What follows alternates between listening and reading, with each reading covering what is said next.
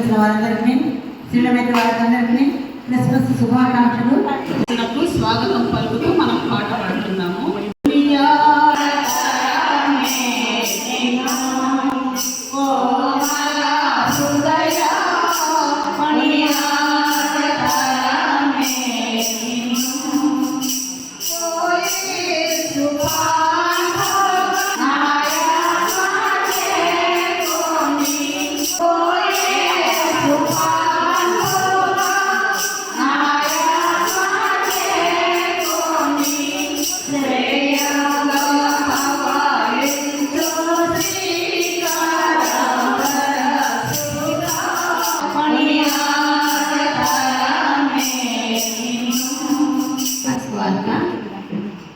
మొదటి అధ్యాయము 18వ వచనం నుండి 25వ వచనం వరకు చదివి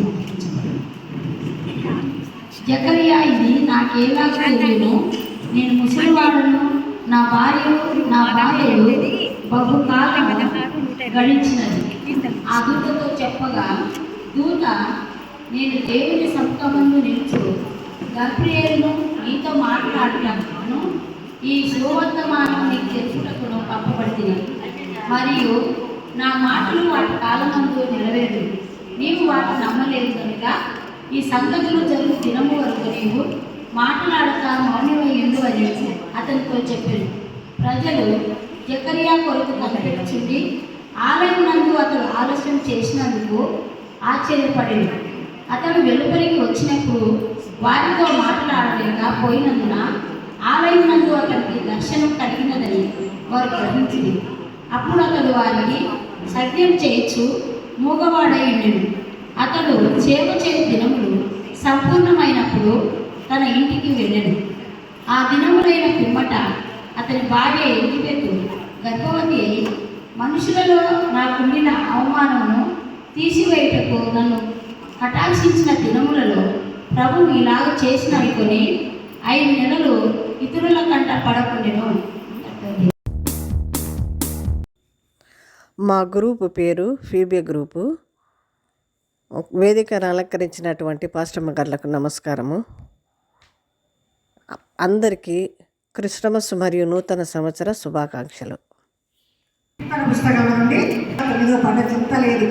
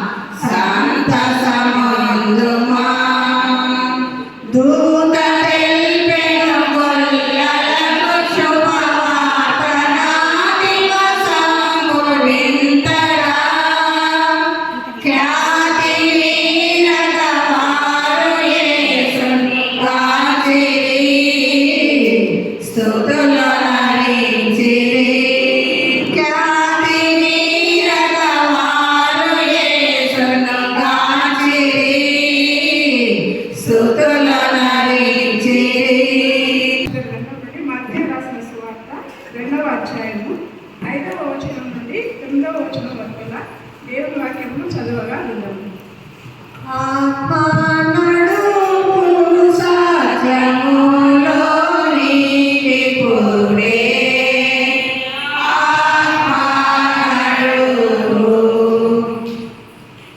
మత్తయి సువార్త 2వ అధ్యాయము 5వ వచనం ప్రారంభం.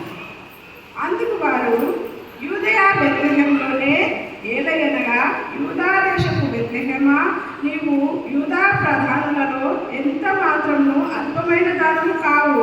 ఇశ్రాయేలును నా ప్రజలను పాలించు అధిపతి నీలో నుండి వచ్చును అని ప్రవక్త ద్వారా వ్రాయబడి ఉన్నదనిది. అంతటా హేరోదు ఆ జ్ఞానులను రహస్యంగా పిలిపించి ఆ నక్షత్రము కనబడిన కాలము వారి చేత పరిష్కారంగా కనుగొని తెలుసుకొని, మీరు వెళ్ళి ఆ శిశువు విషయమై జాగ్రత్తగా విచారించి తెలుసుకొనగానే నేను వచ్చి ఆయనను పూజించినట్లు నాకు వర్తమానము తెండని చెప్పి వారిని బెత్లెహేమునకు పంపెను. వారు రాజు మాట విని బయలుదేరిపోవచ్చుండగా ఇదిగో తూర్పు దేశమున వారు చూసిన నక్షత్రము ఆ శిశువు ఉన్న చోటికి మీదుగా వచ్చి నిలుచు వరకు వారికి ముందుగా నడిచెను. ఇక్కడతో దేవుడు తరఫున అందరికీ క్రిస్మస్ శుభాకాంక్షలు. Wish you happy Christmas to every women fellowship members.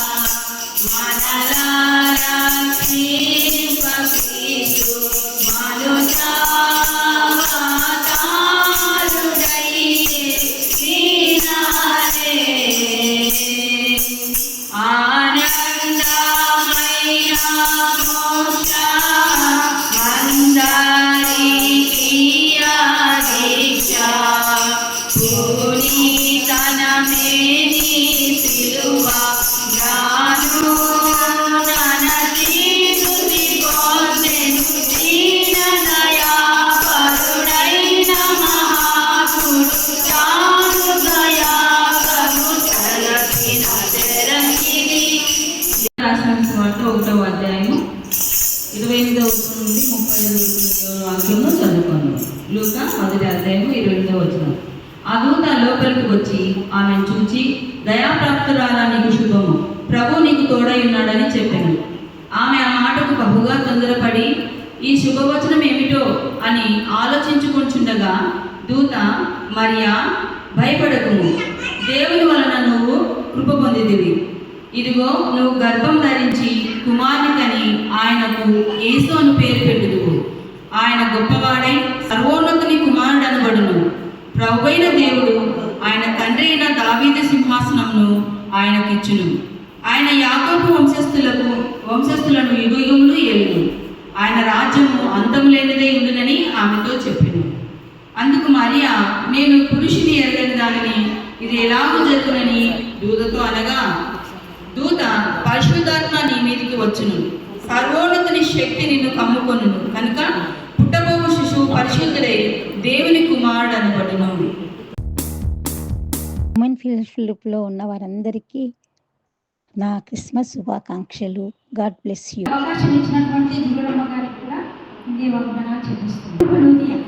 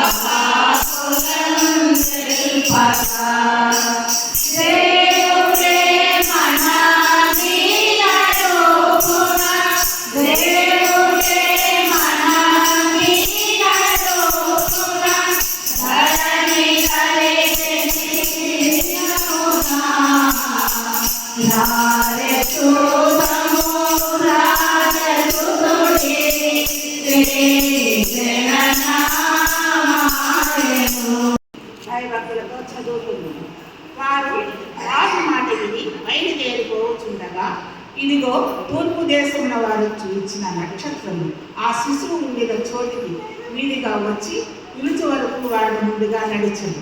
వారు ఆ నక్షత్రము చూసి అత్యానంద భక్తులే ఇంటిలోనికి వచ్చి తల్లి అయిన మరియను ఆ శిశువును చూచి సాగిలపడి ఆయనను పూజించి తమ పెట్టెలో బంగారమును, సాంబ్రాణిని, గోరమును కానుకలుగా ఆయనకు సమర్పించింది.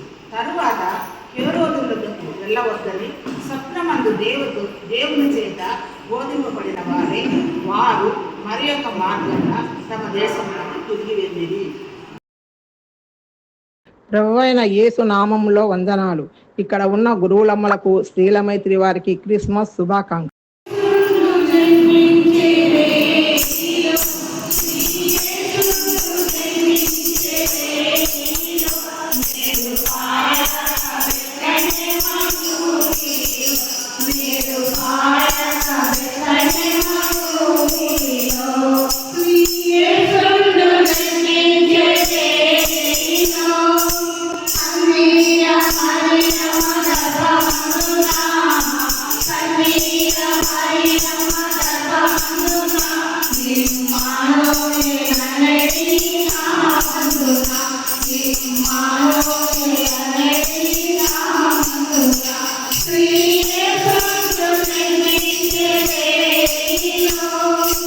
వార్త 2వ అధ్యాయం 8వ వచనం నుంచి 14వ వచనం వరకు గల దేవుని వాక్యంలో చదవగలము.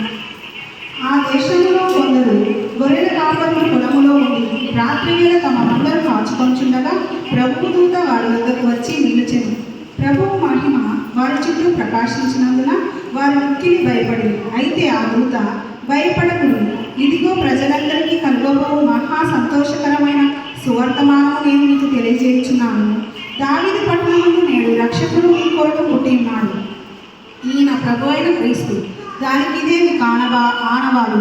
ఒక శిశువు పొత్తిగుడ్డులతో చుట్టబడి ఒక తొట్టిలో పండుకొని ఉండుట మీరు చూచెదరని వారితో చెప్పాను. వెంటనే 10వ సైన్య సమూహము ఆ దూతతో కూడా నుండి సర్వోన్నతమైన స్థలములలో దేవునికి మహిమయు ఆయన ఇష్టమైన మనుషులకు భూమి మీద సమాధానం కలుగుగాక అని దేవునికి స్తోత్రం చేయుచుండెను. సింహాసనముపై